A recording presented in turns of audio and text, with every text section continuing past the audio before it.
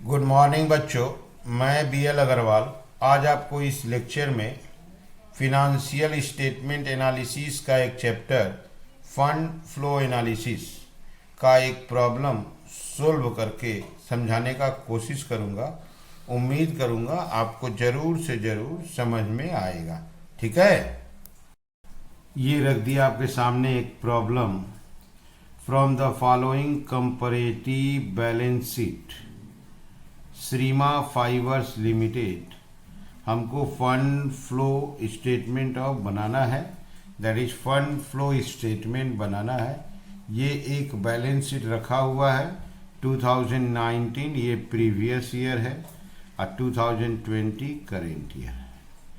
Balance sheet का analysis देखिए, यहाँ पे सबसे पहले शेयर कैपिटल देखिए 2,40,000 था, और यहाँ पे 255 है, मतलब इंक्रीज कर गया।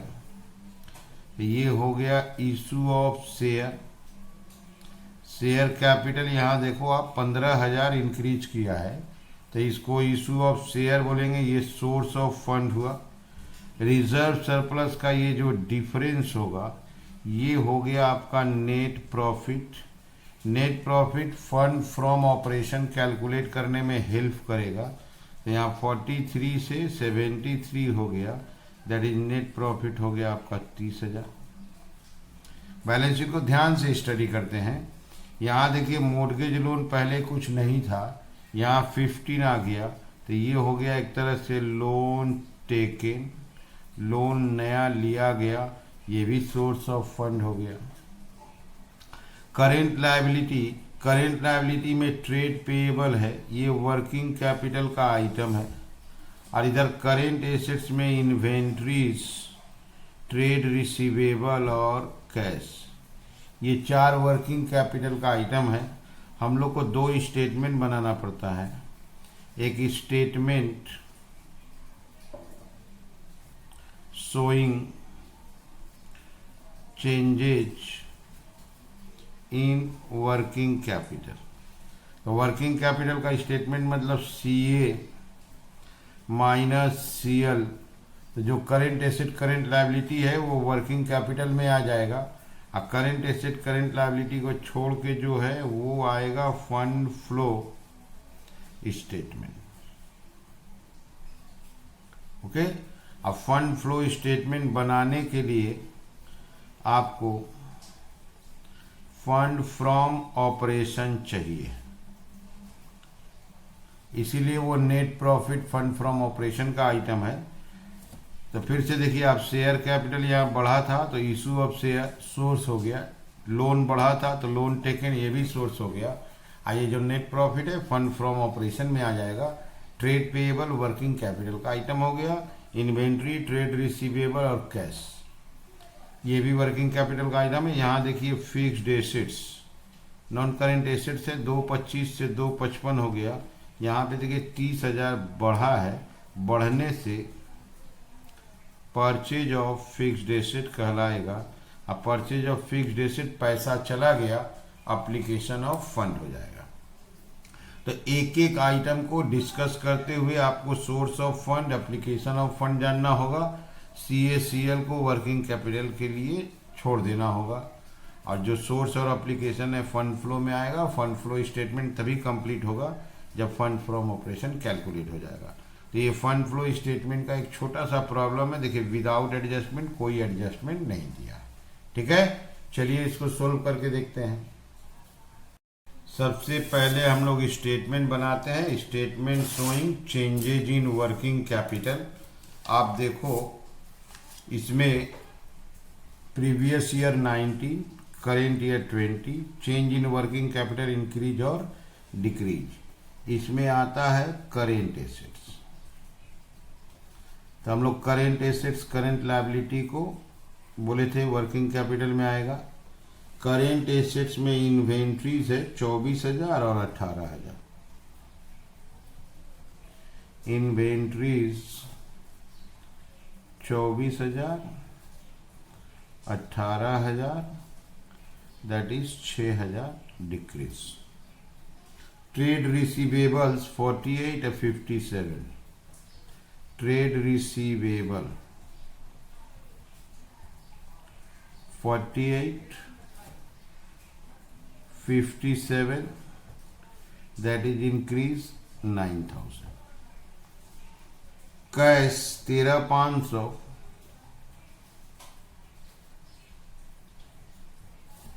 28,500, यहाँ 15,000 इंक्रीज।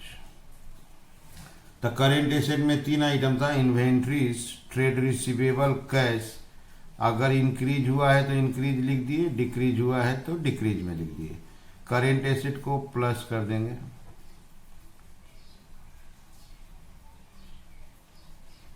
$85,500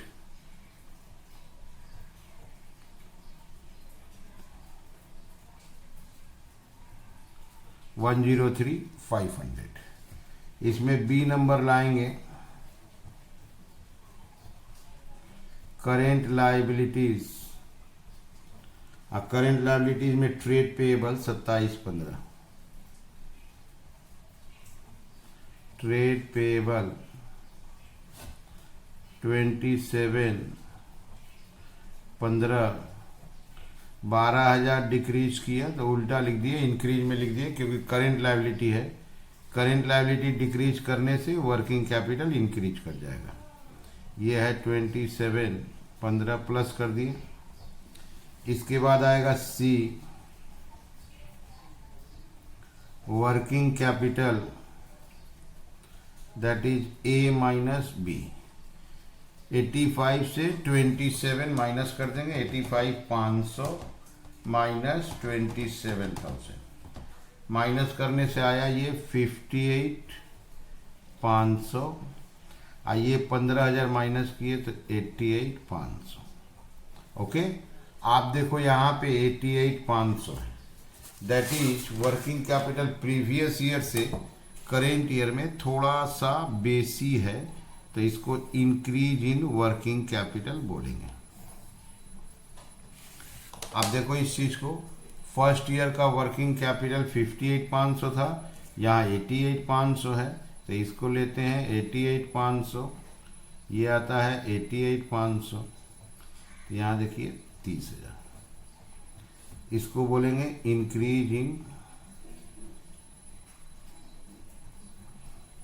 working capital. ठीक है, तो पहले current asset, current liability change हुआ, वर्किंग कैपिटल डिफरेंस हुआ, फिर यहाँ से देख रहे हैं इंक्रीज करके तो इंक्रीज, तो इसका मतलब आंसर इंक्रीज आना चाहिए। ये 9, 15, 24, 12 इंक्रीज है 36। यहाँ एकमात्र 6,000 है, तो इंक्रीज आ गया 30। देखिए यहाँ इंडिविजुअल भी 30,000, एग्रीगेट भी 30,000, तो इसका मतलब हो गया इंक्रीज इन वर्किंग कैपिटल 36,000। फिर से आप एक बार देख लो, वर्किंग कैपिटल में ये सीए में आता है इन्वेंट्री, ट्रेड रिसीवेबल, कैश, और सीएल में ट्रेड पेएबल। ये चार आइटम को लेके वर्किंग कैपिटल बना लिए। इस चार को छोड़ के अब जो आइटम बचा हुआ है उसको लेके फंड फ्लो बनाएंगे। यहाँ देखिए फिक्स्ड डे से इंक्रीज किया था तो परचेज हुआ, शेयर कैपिटल इंक्रीज किया था तो इशू हुआ, ये डिफरेंस नेट प्रॉफिट होगा, लोन बढ़ा था तो लोन टेकन होगा। ठीक है, अब चलिए चलते हैं फंड फ्लो स्टेटमेंट की तरफ। ओके, ये रख दिए fund flow statement. Fund flow statement में source of fund rupees, application of fund rupees. Source of fund में पहला आइटम होता है फंड फ्रॉम ऑपरेशन। अब फंड फ्रॉम ऑपरेशन के लिए अलग से एक स्टेटमेंट बनाते हैं। ये देखिए computation of fund from operation, ये स्टार्ट होता है नेट प्रॉफिट से। Net profit reserve and surplus से आएगा। क्लोजिंग 73,500 था और ओपनिंग 43,500 था, तो नेट प्रॉफिट हो गया आपका 30,000। इसमें ऐड करेंगे नॉन ऑपरेटिंग या फंड एक्सपेंसेस। अगर कोई हमको नॉन ऑपरेटिंग फंड या एक्सपेंसेस मिला तो ऐड करेंगे। अब हम लोग एक एक आइटम को, बैलेंस शीट का एक एक आइटम को देखते हुए फंड फ्लो और फंड फ्रॉम ऑपरेशन एक साथ बनाएंगे। यहाँ देखो आप फिक्स्ड एसेट्स इंक्रीज हुआ था 30,000, तो परचेज एप्लीकेशन हुआ, और ये CACL का काम हो चुका है, तो एप्लीकेशन में लाते हैं purchase of fixed assets 30,000। Okay, और CA का काम हो चुका है, करेंट एसेट वर्किंग कैपिटल में जा चुका है, तो एसेट साइड में और कुछ नहीं है। क्लियर है? यहाँ देखिए शेयर कैपिटल यहाँ पे 15,000 इंक्रीज हुआ है, इशू ऑफ शेयर, ये तो नेट प्रॉफिट लिख ही दिए, और लोन बढ़ा है 15,000, लोन टेकन ये भी 15, ये भी 15। तो सोर्स में issue of share 15,000, loan taken 15,000। Clear? तो इशू ऑफ शेयर लिख दिए, लोन टेकन लिख दिए। अच्छा, उसके बाद ये ट्रेड पेएबल वर्किंग कैपिटल में आ गया, तो पूरे सवाल में और कुछ नहीं है, तो इसका मतलब हो गया कि हमको फंड फ्रॉम ऑपरेशन का एक भी आइटम नहीं मिला नेट प्रॉफिट के अलावा, तो यही प्लस कर देंगे 30,000।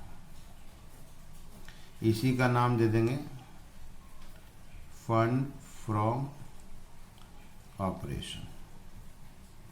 ठीक है, ये फंड फ्रॉम ऑपरेशन सोर्स में लाके लिखा जाएगा, फंड फ्रॉम ऑपरेशन 30,000। अच्छा, वर्किंग कैपिटल में आप देखो इंक्रीज आया था, increase in working capital application की तरफ आता है, इंक्रीज इन वर्किंग कैपिटल,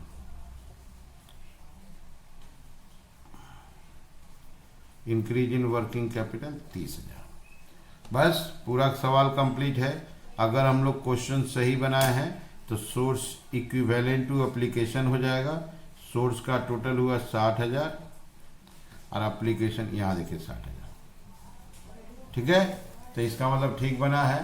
तो सवाल को बनाने का तरीका एक बार आप फिर से देखो। सबसे पहले CACL को लेके वर्किंग कैपिटल बना देना है, CA प्लस कर लो, CL प्लस कर लो, डिफरेंस हो गया वर्किंग कैपिटल, बढ़ा है इंक्रीज और घटा है डिक्रीज। फंड फ्लो स्टेटमेंट के साथ फंड फ्रॉम ऑपरेशन भी बनाएंगे। अगर किसी भी कारण से पैसा आया है तो उसको सोर्स की तरफ लिखेंगे, पैसा गया है तो एप्लीकेशन लिखेंगे। फंड फ्रॉम ऑपरेशन को कंप्लीट करके सोर्स में ले आएंगे। इंक्रीज इन वर्किंग कैपिटल था तो एप्लीकेशन में डालेंगे, अगर डिक्रीज रहता तो सोर्स में डालेंगे। फिर फंड फ्लो स्टेटमेंट को ऐड करते हैं, दोनों साइड बराबर है तो इसका मतलब ठीक बना है। ठीक है, समझ में आ रहा है? Okay, thank you, bye.